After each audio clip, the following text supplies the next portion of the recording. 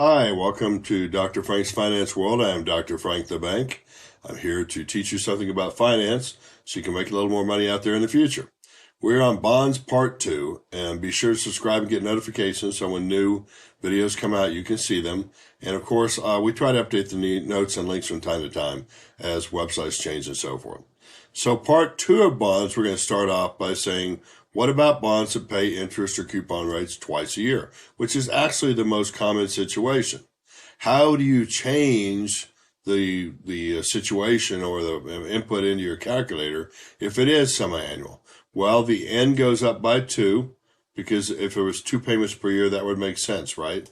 2 times the number of years. They're not going to ask for the same amount twice during the year, so you take the yield to maturity of the required rate would be divided by 2, and the coupon rate would be divided by 2. And that's what they're trying to show you here. Just keep in mind the only one that doubles or goes up is the N. The others are cut in half. And that's how you calculate problems when they are semi-annual. So let's look at a bond that the value of a 10-year bond with a 10% semi-annual coupon if the required return is 13%. Well, the N is 10, but there's 2 of them because they're semi-annual, so now you will be putting 20 into your calculator. The I is 13.5%, divided by 2 is 6.5%, and of course the $100 coupon payment, 10% coupon payment, is twice a year, so that's only $50. Future value is still $1,000. You will come up with a present value of $834. And this makes sense that it's less than $1,000 or that it's a discount bond because your bond was paying 10% and the market wanted 13. So they weren't happy with your bond. So there is also the concept of compounding of interest, and that gets into when you have more than just annual interest rate. When you do it twice a year, if you take 1 plus the interest rate by however many compounding periods, in this case 2, and take it to the N times the number of compounding periods, you'll actually get to earn interest on your interest, and that's pretty important out there. I'll show you another way to do this in a second. Well, actually, if you were to put that into your calculator, I'm just going to clear it out here. You would put 1.05 y to the x 2, and you have 1.1025 when you subtract the 1, as they did right here, you have 10.25%. That's one way you can do it in your calculator, but basically because you're an interest on your interest, your effective rate is higher than just the flat nominal rate out there. Another way you can do this on your calculator is you can actually go second up here and then go to the I convert. And if the nominal rate is 10% and you have to enter to get it in, and we'll go down, the compounding period is 2 per year, enter, and you can see that's correct. Then when we go up and look at the effect and we compute it, we have a 10.25%. So you can either do it mathematically this way or let the I convert function of the calculator help you. So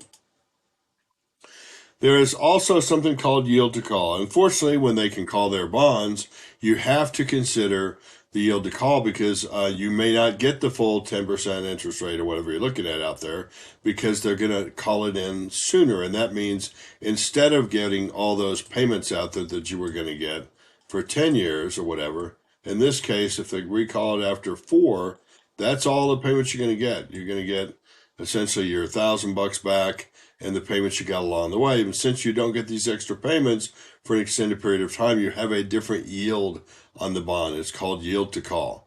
So originally this was a 10-year, 10% coupon rate, semi-annual, selling for $1135.90. It can be called in 4 years for $1050. In other words, $1,000 plus a $50 premium. If they can bring the bond back in, what is the yield to call? Well, the bond's yield to maturity is 8%. Solving for yield to call is identical. We actually put in 4 years doubled, semi-annual is 8. We put in the $100 payment that we're going to get. We're not get that twice a year. We get half of that twice a year. This is one of those cases where you actually put in something different than $1,000 because it's $1,000 plus getting your $50 premium for selling your bond or for them buying your bond back. And when you compute I, you get 3.568%. This is a semi-annual number. That is something to definitely keep in mind, that you're going to have to convert that back into annual. So how do you do that? All you do is simply multiply it by 2. So you see, actually, I'll on the next slide, I guess, but basically the coupon rate was 10% versus yield to call it 7.137. That's very likely what you're going to get, and you should expect it rather than the 10% because the bond had been up and was selling at a premium. So you should get a little bit less, and you need to expect that. Also on bonds out there, there's a number of different kinds, but we're not going to get that deep into it. A mortgage bond is, of course, based on mortgages, commercial, and that type of stuff. There's also something called debentures. And what those are is firms, typically shorter term bonds, that the only payoff on it, it does include interest rates and so forth, but it has no collateral. You're just basically trusting the good faith of the company to pay you the money back. There is, of course, investment grade versus junk bonds. That all circles around the AAA, AA, and A, and then triple B and double B and B and so forth. That all sticks around the idea that anything triple B or higher is investment grade. Anything from there on down is actually high yield or junk bonds. And that's what they're talking about here. Moody's does a little bit different. It's AAA and then AA and then A and then BAA and so forth. So, but for them, the triple B or the BAA, I call it anyway. But that's where it cuts off at investment grade versus junk. And it's really important in the sense that a lot of bond funds that invest out there are not allowed to invest in junk bonds. So if your company's bonds decrease in safety, I guess, safeness, if you will, if they get the default or the bond ratings get lower and lower, at some point in time right here, they are not allowed to actually go out and invest in your bonds. As a matter of fact, many people will divest them, which means get rid of them. And then you have a bunch of people selling and the price goes down further and you get the yield get higher and higher. So companies are pretty sensitive to this triple B rating or not. Other factors affecting bond ratings out there, the debt ratio, how much debt they have, of course, just like us when we're applying for homes, it matters as far as our credit rating and so forth.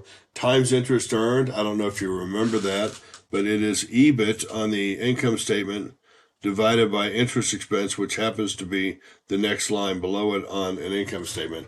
But it tells you the number of times that you can cover your interest, the times interest that is earned. And the higher that is, the safer the firm. Also, current assets, current liabilities for current ratio. There's a lot of different factors. They call them qualitative factors too. Whether it's secured or unsecured by some type of collateral, whether it's a senior or a junior subordinated type debt, the senior debt gets their money first, whether it has guaranteed and sinking funds, and of course the maturity out there. All these impact what the ratings will be on the bond. So don't forget to send me emails, please, Dr. Frank's Finance World at JBA Wealth. And I look forward to part 3 where we will do a bunch of problems. Have a great day. See you. Bye-bye.